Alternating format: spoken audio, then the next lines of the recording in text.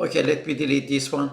Now I can create many variables, and at the same time I assert value on that one. For example, I said first variable, and last another variable, and then I said age, another variable, and here I assign value to that. And what I do here, single, that is a string single or double quotation.